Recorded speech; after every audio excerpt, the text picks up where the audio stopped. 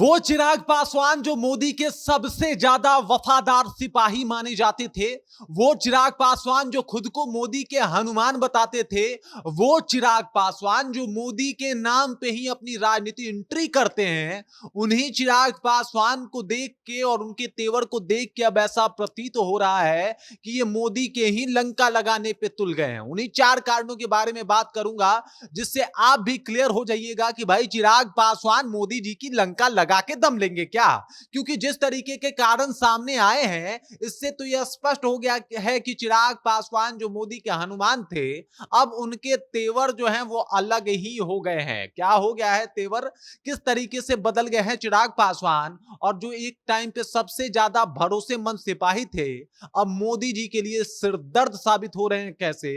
इस पूरी जानकारी से मैं आपको रूबरू कराऊंगा, लेकिन उससे पहले मेरा परिचय जान लीजिए। मेरा नाम है रजत और आप देख रहे हैं जनता जंक्शन। चिराग पासवान, जब भी ये नाम आप सुनते होंगे तो आपको लगता होगा कि भाई ये बंदा जो है मोदी जी को कभी नहीं छोड़ेगा और मोदी जी के हर एक कहीं ना कहीं पहलू पे उनका सपोर्ट करेगा। आपने देखा भी था कि जब चिराग पासवान के लिए रैली करने आए थे मोदी जी बिहार में और उनके संसदीय क्षेत्र में, तो उन्होंने कहा था कि चिराग पासवान मेरे बेटे जैसे हैं, और तब चिराग पासवान बड़े ही शानदार तरीके से स्माइल कर रहे थे और उस वक्त ऐसा लग रहा था जैसे चिराग पासवान और मोदी को कोई जुदा नहीं कर सकता। लेकिन अभी स्थिति ऐसी है कि चिराग पासवान ने जो तेवर इख्तियार किया है, इसके बाद मोदी की मुश्किलें जो हैं वो तो ज्यादा बढ़ गई है। और मोदी जी भी सोच रहे होंगे कि भाई ये तो हनुमान बने बने जो काम और जो कांड कर रहे हैं, ये तो मोदी जी ने सपनों में भी नहीं सोचा होगा। क्योंकि मोदी जी को भी भरोसा हो गया था कि चिराग पासवान जो है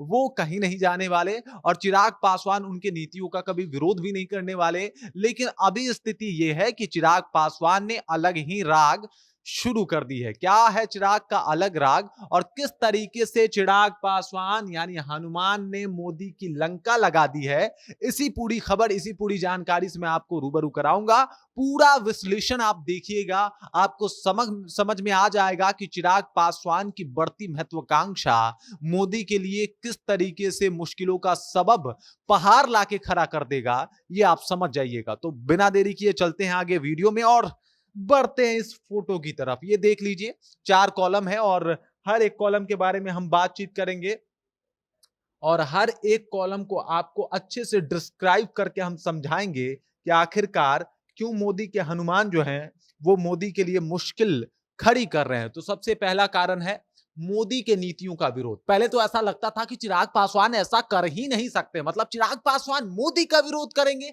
ऐसा हम लोग सोच भी नहीं पा रहे थे। लेकिन अभी स्थिति पूरा जो है वो साफ तौर पे बदल गई है। एक जगह नहीं भाई, 2 जगह, 3 जगह। कितना उदाहरण दे दूं? पहला उदाहरण ले लीजिए मेरा, पहला उदाहरण आप ये ले लीजिए कि भाई लेटरल एंट्री के ऊपर मोदी सरकार का विरोध किया इन्होंने और इस वजह से मोदी को बैकफुट पे आना पड़ा। तो ये समझ में आता है कि चलिए भाई ये आरक्षण की राजनीति करते हैं, इस वजह से इन्होंने कर दिया होगा। और कहा होगा कि आरक्षण पाने वाले जो भी इनके वोटर हैं उनको भी मौका मिलना चाहिए, यहां तक समझ में आता है। दूसरा, इन्होंने सुप्रीम कोर्ट के फैसले का विरोध कर दिया। मतलब सुप्रीम कोर्ट ने कहा कि भाई क्रीमी लेयर होना चाहिए क्योंकि उन लोगों तक आरक्षण नहीं पहुंच पा रहा है जिनको आरक्षण एक्चुअल में मिलना चाहिए। लेकिन चिराग पासवान ने इसको भी अलग तूल दे दिया, छुआछूत से जोड़ के पूरा एकदम से इसके ऊपर अलग ही विरोध प्रदर्शन शुरू कर दिया। मोदी सरकार से भी गुजारिश करने लगे कि भाई इसके ऊपर करिए कुछ, 9वीं अनुसूची में डाल दीजिए इस बात को। इसके बाद यहां तक भी ठीक था कि चलो भाई ये भी मामला आरक्षण से जुड़ा हुआ था। वक्फ बोर्ड पे भी बोलते हुए नजर आए कि भाई वक्फ बोर्ड पे जो ये नया कानून आया है, जो नई नीति आई है, इसका भी मैं समर्थन नहीं करता, मेरी पार्टी समर्थन नहीं करती। यहां पे भाई असमर्थन क्यों? यहां पे तो आपके वोट से दायरे, यहां पे आपके वोट के दायरे से बाहर का बात है, लेकिन आप यहां पे भी विरोध कर दिए। और ये जो विरोध नीति इन्होंने अपनाई है, नरेंद्र मोदी का विरोध लगातार ये जो करने लगे हैं, इससे मोदी जी की मुश्किलें तो बड़ी है। और ये इसीलिए मैं बोल रहा था कि हनुमान ने ही मोदी की लंका लगा दी है भाई साहब। पहला रीजन देख लिया आपने, चलिए बिना देरी किए दूसरे रीजन के ऊपर आते हैं। सबसे मूल रीजन है, ऐसा ये इसलिए कर रहे हैं क्योंकि इनकी जो बढ़ती हुई महत्वाकांक्षा है वो कहीं ना कहीं एनडीए को और नरेंद्र मोदी को मुश्किल में डाल रही है और इस वजह से ये एनडीए को ले भी डूबेंगे। क्यों मैं ये बोल रहा हूं कि इनकी बढ़ती हुई महत्वाकांक्षा? अभी एक इंडिया टुडे का एक सर्वे आया, सी वोटर सर्वे आया और उसमें ये पता चला कि बिहार में जो है वो चिराग पासवान की स्थिति बहुत अच्छी है। उसके बाद चिराग पासवान आनन-फानन में अपने सांसदों को बुलाते हैं, एक मीटिंग करते हैं और पार्टी के विस्तारवाद के बारे में बातचीत करते हैं। अब पार्टी का विस्तार कैसे होगा? मुझे लग रहा था अब तक कि भाई बिहार विधानसभा का चुनाव आएगा और उसमें ये 2-4 सीट ज्यादा मांगेंगे, लेकिन नहीं, नहीं, नहीं, नहीं। ये सीधे पहुंच गए झारखंड। झारखंड में 2024 के आखिरी महीने में उधर ही कुछ होने वाला है विधानसभा का चुनाव और ये वहां पे पहुंच गए हैं और वहां पे जाके कह रहे हैं कि अब यहां पे भी हमको टिकट जो है वो चाहिए, हमें भी सीटें चाहिए। अब सीटें मांगते फिर भी एक टाइम के लिए देख लिया जाता। सीट जो है वहां पे 82 है, 82 सीट है विधानसभा का झारखंड में, जिसमें से 81 सीटों के ऊपर चुनाव होता है। 81 सीटों के ऊपर चुनाव होता है और इसमें जो है जेडीयू ने भी कहा है कि हम भी चुनाव लड़ेंगे और इसके बाद अब चिराग पासवान ने भी कहा है कि हम चुनाव लड़ेंगे। जीतन राम मांझी ने भी कहा था कि हम चुनाव लड़ेंगे। जीतन राम मांझी जो है वो 5 सीट मांगे थे कि भाई हमको मतलब 5 सीट दे दीजिए, हमारा काम हो जाएगा। हालांकि आप 2-3 भी देंगे तो हमें बुरा नहीं लगेगा। यहां तक तो ठीक था। उसके बाद जेडीयू आता है और कहता है कि हमें 11 सीटें चाहिए, आप हमें 11 सीटें दीजिए क्योंकि ये एनडीए गठबंधन में है और अब हम वहां चुनाव लड़ना चाहते हैं। तो 11 सीटें जेडीयू मांगता है, मतलब नीतीश कुमार की पार्टी। चिराग पासवान आते हैं और कहते हैं कि हमको चाहिए 28 सीटें। 28 सीटें, वो भी झारखंड के चुनाव में। मानते हैं कि आपका स्ट्राइक रेट जो है वो 100% रहा है। इस बिहार में जो लोकसभा चुनाव हुआ 2024 का, उसमें स्ट्राइक रेट आपका 100% रहा है। तो किसमें इसमें क्या सिर्फ आपकी पार्टी की भूमिका रही है कि इसमें बीजेपी की भूमिका रही है? सीधे सीधे तौर पे बीजेपी वोटरों ने आपको सपोर्ट किया है, इस बात को आप भूल जा रहे हैं। नीतीश कुमार के वोटर आप पे ट्रांसफर हुए हैं, इस बात को भी भूल जा रहे हैं। आप 100% स्ट्राइक रेट तो अपना दिखा रहे हैं, गिना रहे हैं कि भाई 100% जीते हैं, 5 में 5 जीत गए। ठीक है, लेकिन इसके पीछे की पूरी कहानी तो समझिए। इसके पीछे की पूरी कहानी है कि मोदी वोटर आपके साथ जुड़े हैं। इसके पीछे की कहानी है कि नीतीश कुमार के सपोर्टर आपके साथ आ गए उन जगहों पे और इस वजह से आपका स्ट्राइक रेट 100% रहा। लेकिन अब चिराग पासवान को यह लगने लगा है कि हम अकेले दम पे अगर चुनाव जीते हैं तो 2020 विधानसभा चुनाव याद कर लीजिएगा। 2020 में क्या हुआ था? एक सीट आप जीते थे। आप जीते थे कितने सीट? 2020 में आप जीते थे एक सीट और एक सीट जीतने के बाद वो भी जो आपका विधायक था ना, वो जाके शामिल हो गया था जेडीयू में। मतलब अगर एक ठीक तरीके से देखा जाए तो उसमें तो आपका स्ट्राइक रेट जो था वो 0 था। उस टाइम तो 0 स्ट्राइक रेट था आपका।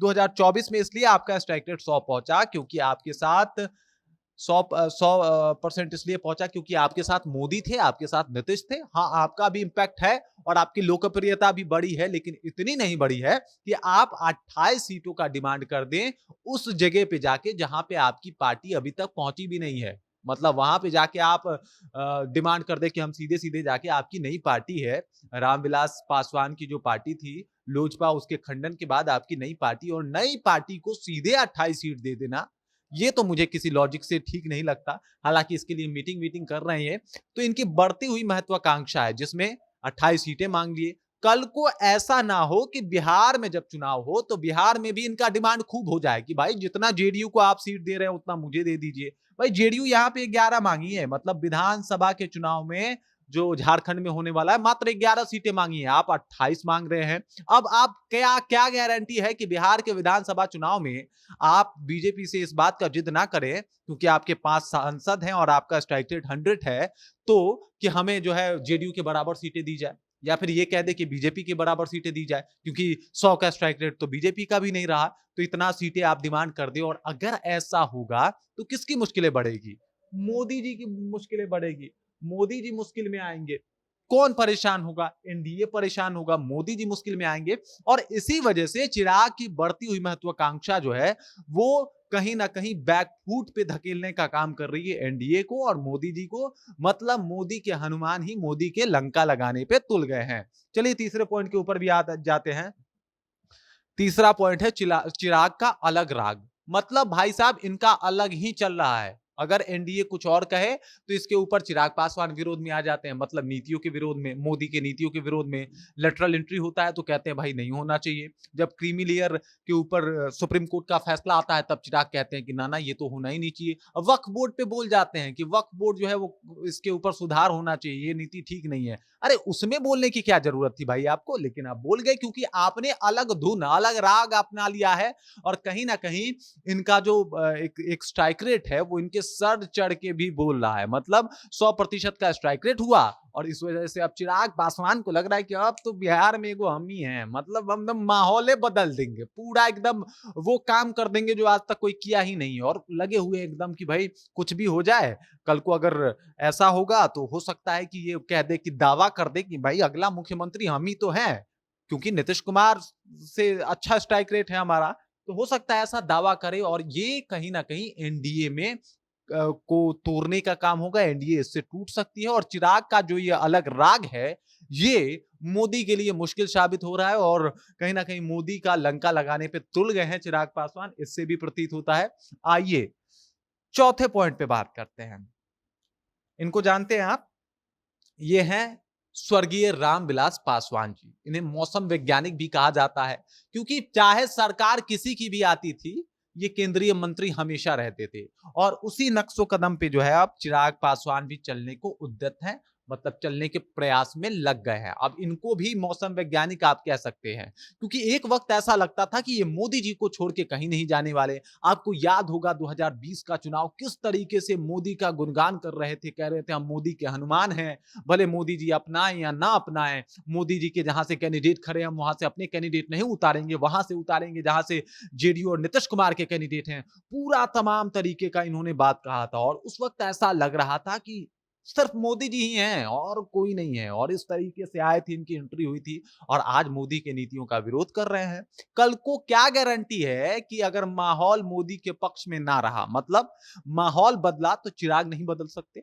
हो सकता है चिराग बदल जाए। जो ये मोदी का भरोसा था, मोदी के लोगों का, समर्थकों का जो चिराग पे भरोसा था कि भाई चाहे कुछ भी हो जाए ये बंदा नहीं बदलने वाला, लेकिन अभी स्थिति ऐसी है कि हो सकता है कि चिराग भी बदल जाए अगर मौसम इनके अनुकूल ना रहा तो। मतलब चिराग पासवान भी अब मजे हुए मौसम वैज्ञानिक बनने के एक दौर में जो है वो शामिल हो गए हैं। याद होगा आपको 2002 में क्या स्थिति रही थी, किस तरीके से इस्तीफा दे दिया था रामविलास पासवान ने, और उस टाइम मोदी के विरोध में ही इन्होंने ये काम किया था। और अब चिराग पासवान भी उसी नीति पे चलना शुरू कर दिए हैं और ये दिन दूर नहीं जब आप देखेंगे कि चिराग पासवान और एनडीए साथ ही साथ बीजेपी में कुछ ज्यादा ही गड़बड़ देखने को मिले, क्योंकि चिराग पासवान की बढ़ती हुई महत्वाकांक्षा, मोदी विरोधी नीतियां और इसके अलावा अगर बात किया जाए तो इनका जो ये अलग राग, अपना अलग धुन पकड़ लिए हैं, ये सारी चीजें जो है कहीं ना कहीं एनडीए में मुश्किल भी डाल सकती है, एनडीए को मुश्किल में भी डाल सकती है, मोदी जी को परेशान कर सकती है, जो कि वो हो भी रहे हैं, भले वो खुल के ना कहें। मोदी जी को परेशान कर सकती है और इनकी बढ़ती महत्वाकांक्षा की वजह से ऐसा भी हो सकता है कि एनडीए में टूट देखने को मिल जाए। बाकी इस खबर को लेके, इस जानकारी को लेके और चिराग पासवान को लेके आप क्या सोचते हैं, आपके जहन में क्या कुछ चल रहा है, कृपया कमेंट कर दीजिए और अपना विचार हम तक पहुंचा दीजिए। बाकी चिराग पासवान के बारे में आपकी क्या राय है? क्या जिस तरीके से इनकी महत्वाकांक्षा बढ़ी है इसकी वजह से एनडीए में टूट पड़ सकता है? तो कमेंट कीजिए और अपना विचार हम तक पहुंचा दीजिए ना। तो बस कीजिए कमेंट, विचार पहुंचाइए और बाकी देखते रहिए जनता जंक्शन।